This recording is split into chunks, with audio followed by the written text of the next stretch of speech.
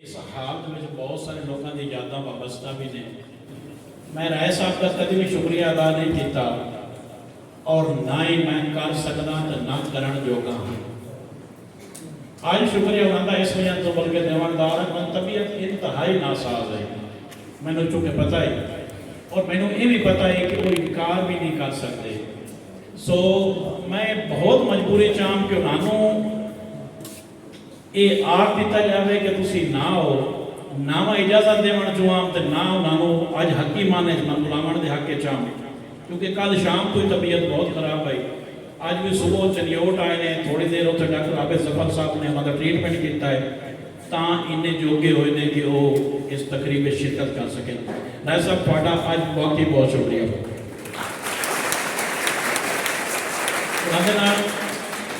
क्योंकि जो भी राय साहब साढ़े कॉलेज आते हैं, मुबीना अकबर भी नाल आते हैं, असी शायरी की तस भी मिटाने तो मौसीकी की चस भी लेते हैं।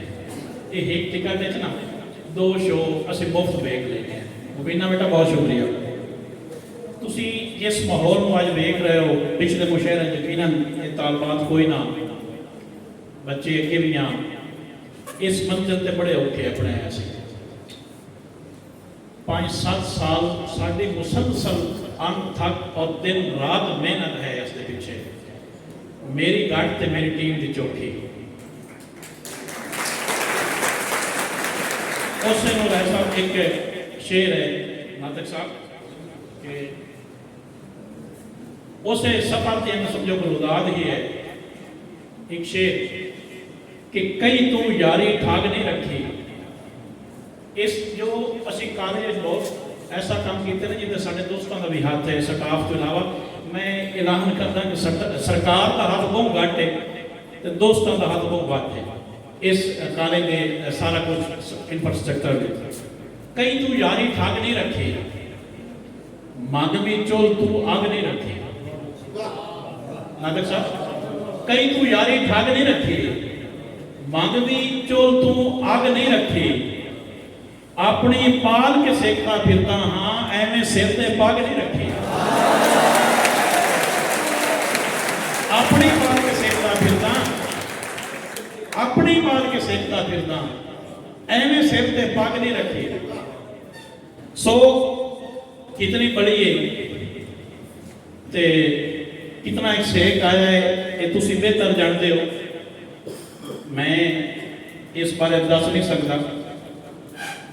अपने और तो पूरी कोशिश की है और पूरा टिंद आया है कि अगर बाबड़ नहीं बढ़िया तो मैं निमा सेक ही आ जाए। जे की पीछे जीतते रहे तो इंशाल्लाह इसे इदारे में बाबड़ भी बच सी, क्योंकि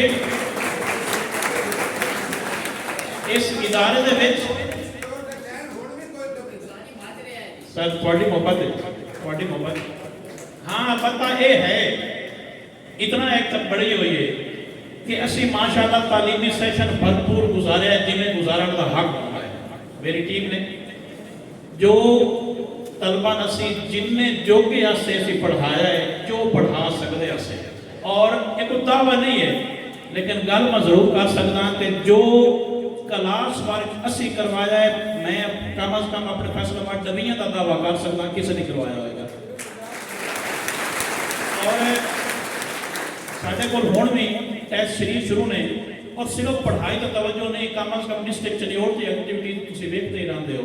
सानू में 7वां प्रोग्राम भी है करवाइंदे होए और ये 7वां प्रोग्राम किसी के खर्चे तो नहीं, सरकारी खर्चे तो नहीं, पदों ही अरेंज किए हुए। और इन प्रोग्रामों के विच साडे जिहड़े बाजू ने वो तलबा ही ने, ये सारा जो कोई तुसी इंतजाम वेखते हो ये यकीनन ये तलबा ही कर सकते हैं। साडे कोल अफरादी कुव्वत इन्हां तलबा दी ही है, सारा कुछ साडा वजूद ही इन्हां दे नाल है।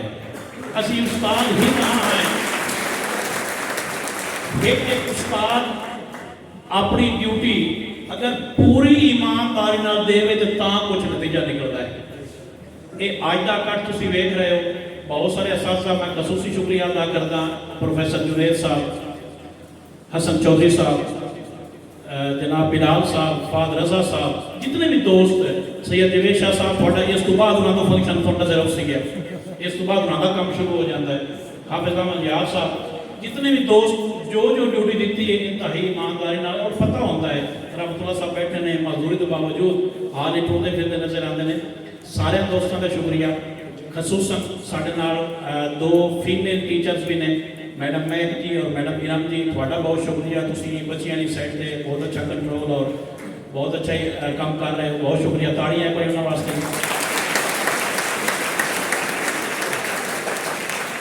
तकरीबन ये साडा इस साल का, इस तलीमी साल का आखिरी फंक्शन है। छोटे फंक्शन असं बहुत सारे वैसे होते रहते हैं, क्योंकि पिछले दिन बल्कि पिछले हफ्ते एक लैक्चर भी होया, असी अपने कॉलेज की यात्रा करते हैं, जरा बाहरों दोस्तों को ला के सुनते हैं। मुशायरा साडा सालाना होता है, कुछ निजी मसरूफियात की वजह तो ये फरवरी तो मार्च से लिया पाया, लेकिन बहरहाल ये शुक्र है मैंने रब का कि हो गया, मिस नहीं होया। बहुत बड़ा कर्ज ही रहा साहब हेत और बल्कि मगरू जा चुके छप के सामने आ गई हैं। तो यकीन करो कोई पंजाबी की किताब, वो किताब जिंदे पढ़ने तो बाद चस भी आए, वो किताब या प्रिंट हो तो मेरी ये पगड़ी होर उचेरी हो जाती है, जी मेरी अपनी जबान एक। और ये भी तुम दसता जावा कि ये किताबा जो ही छपियां एक हफ्ते के अंदर अंदर GC लाहौर के इन्होंने दोवों के थीसिस हो रहा है। दोवां किताबों से पलका काका मगरू जात से भी हेत से भी, और तीसरा थीसिस जो हो रहा है इस वक्त यूनिवर्सिटी के मुजम्मिल नातिक की किताब से हो रहा है। तीन थीसिस साडी पंजाबी किताबों से हो रहे हैं। सो ये साढ़े वास्ते बड़ी वड्डी गल है।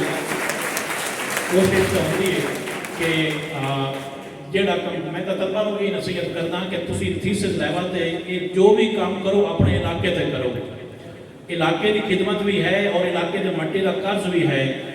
बंदा ये अपेड़ पवे ना फर पवे तो वह कर्ज लावन की जरूर कोशिश करनी चाहिए। तमाम अहबाब का एक बार फिर शुक्रिया, बहुत शुक्रिया। इस तो बाद ग्रुप फोटो होएगा।